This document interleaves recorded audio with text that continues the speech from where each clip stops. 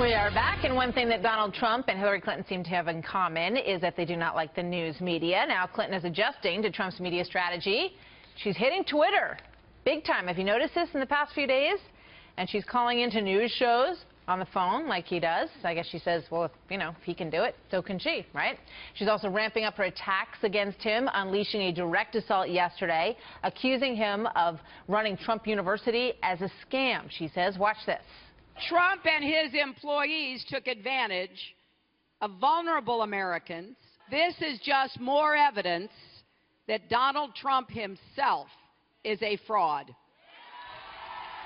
Howard Kurtz is Fox News media analyst and host of Media Buzz. Howie, good morning. Good to have you with us today. The Twitter war, she's starting to do that. Let's actually put one of those up on the screen. She says Trump University students entrusted Trump with their futures and he scammed them. We're seeing a new side of Hillary Clinton here and how she's using the media in this campaign, do you think? A Twitter tirade. Now, who does that remind us of? Gee, let me think. Look, there's a huge imbalance in the amount of media coverage that Donald Trump gets versus Hillary Clinton. In fact, her campaign told me this morning they think the media lap up a lot of what Trump does because he says a lot of things that are, in their view, offensive or insulting.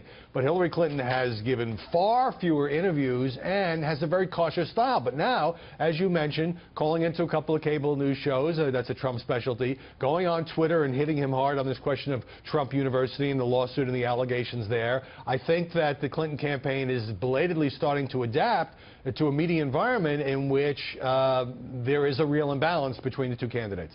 Let's take a look at a Donald Trump tweet, which is sort of giving into this mode of how it all works. He says, I'm getting great credit for my press conference today.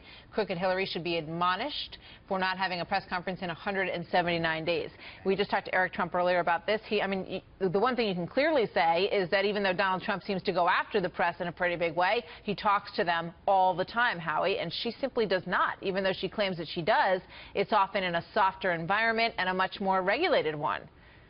Hillary Clinton is very selective in doling out media interviews, and if you're one of the journalists who are traveling around the country with her and she doesn't hold a news conference 179 days, I mean, your organization is spending a lot of money and you're not getting much. But look, here's a perfect example with Donald Trump. He's really been sort of at war with the New York Times, particularly after that recent story about Trump's conduct toward women, where one of the women in the lead part of the piece took issue with the paper and said actually she had a fine relationship with Donald Trump. She had dated him for a while. But nevertheless, last night Trump did an interview with the Times because the paper was coming out with the story today.